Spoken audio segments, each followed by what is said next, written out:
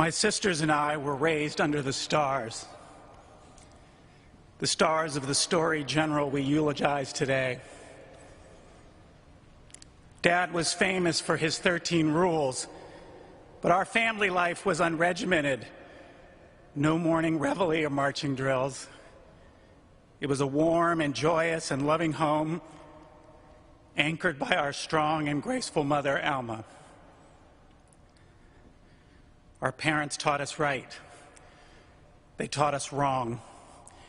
And they taught us to take responsibility for our actions and never to blame others. Disappointing them was the worst punishment you could imagine. My father is frequently remembered as a problem solver,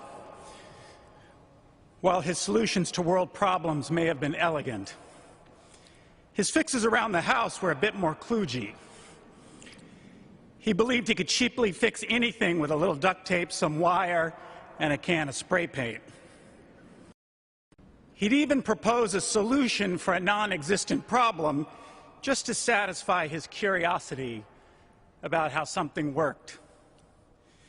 Like the time in high school he decided that my cherished 1962 Chevy Impala was making a noise. It definitely was not making a noise. Nonetheless, he pursued the phantom sound by pulling the engine, something he had never done before. He spent a whole weekend hanging chain and hoisting the engine and messing with who knows what. When he put it back together and started it, the car whopped like a helicopter. We rushed to the door and saw him backing out of the driveway with a big, proud smile on his face. But that smile faded quickly when he shifted the car into drive, and it would never go forward again. But he was always thinking, so he donated the car to the local fire department. To get it there, he literally drove the car backwards on public roads for 3 miles, smiling at astonished drivers along the way. He liked tinkering. When he was a one-star general living in Fort Carson, Colorado, he inexplicably became fascinated with mechanical adding machines.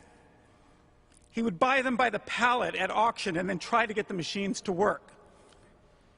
At one point, there were so many adding machines, he had to store them in the garage refrigerator. I suppose every general needs a signature eccentricity. George Patton had pearl-handled revolvers. Colin Powell had adding machines. His zest for life derived from his endless passion for people. He was genuinely interested in everyone he met. He loved a hot dog vendor, a bank teller, a janitor, and a student as much as any world leader. Not long ago, he was driving his Corvette on the Beltway and got a flat tire. A young disabled veteran saw him and pulled over to help. With the tire fixed, the young vet sheepishly asked if he could take a quick selfie. But my dad took time to ask about his family and his friends and his life, something no Instagram moment could ever uncover. A few days later, to thank him for his help, my father invited the vet and his entire family over to the house for dinner. Colin Powell was a great leader because he was a great follower. He knew you could not ask your troops to do anything you were unwilling to do yourself. One time I was walking into the PX with my dad. We came upon a corporal saluting a captain over and over again. My father walked up and asked this captain what he was doing. The captain replied, "Sir, this corporal failed to salute me, so I'm making him salute me 100 times. My dad said, "That's fine, but you make darn sure you salute him back every single time. The exchange of salutes is a sign of mutual respect." He loved the troops with all his heart. The morning I was flying to Germany for my first assignment as a new Army officer, he came into my room to say goodbye. He leaned over and kissed me on the cheek and whispered gently, "Take care of our soldiers." Countless people have benefited from his mentorship. He could offer weighty wisdom in a few choice words. I recall when I was chairman of the FCC and having a very rough go in the press, I emailed him and asked, maybe I should consider stepping down. The response was swift. Powells don't quit. People will long forget the issues you're dealing with. They will never forget how you conduct yourself. Then he quoted a passage from Thomas Jefferson's second inaugural address, which reads, I have learned to expect that it will rarely fall to the lot of imperfect man to retire from this station with the reputation and the favor which bring him into it. In other words, public service comes at a cost if you're committed to doing the right thing. Colin Luther was very proud of his Jamaican immigrant heritage and loved his big West Indian family. Family was the foundation of his beliefs and the source of never-ending comfort. Bringing shame to the family was the cardinal sin. He frequently said, don't forget where you came from. Words that call us to remain grateful, to stay humble, and to be brave. In The Road to Character, David Brooks draws a distinction between resume virtues and eulogy virtues. Resume virtues are your achievements and your skills. Eulogy virtues are those discussed at your funeral, the ones that exist at the core of your being, whether you are kind, brave, honest, or faithful. This person has a quiet but solid sense of right and wrong, not only to do good, but to be good. He wants to love intimately, to sacrifice self in the service of others, and to live in obedience to some transcendent trust. That was my father. The example of Colin Powell does not call on us to emulate his resume, which is too formidable for mere mortals. It is to emulate his character and his example as a human being. We can strive to do that. We can choose to be good. We walk through this life holding hands with the ones we love. They guide us. They pull us out of harm's way. They touch and caress us with love and kindness. One of my most powerful memories comes from holding my dad's hand. I was hurt very badly and lying in an ICU bed following a bad accident.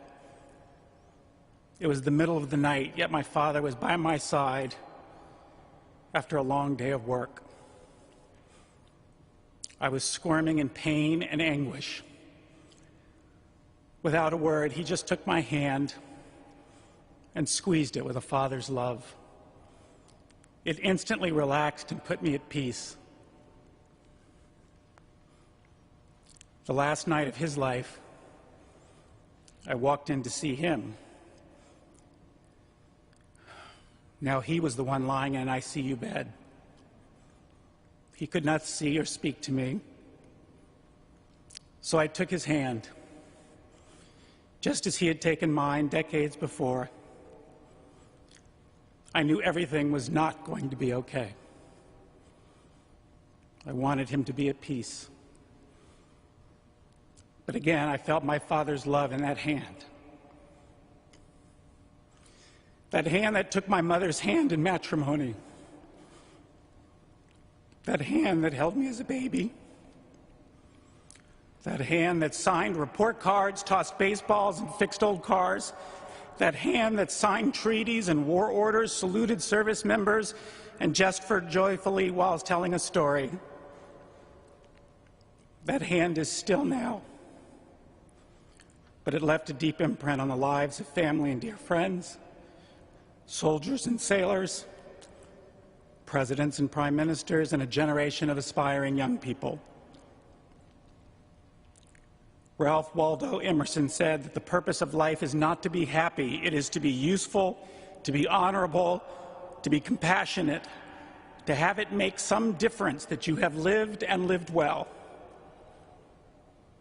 My father made a monumental difference. He lived. He lived well. I've heard it asked, are we still making his kind? I believe the answer to that question is up to us. To honor his legacy, I hope we do more than consign him to the history books. I hope we recommit ourselves to being a nation where we are still making his kind. For as he said in his autobiography, his journey was an American journey. Colin Powell was a great lion with a big heart. We will miss him terribly.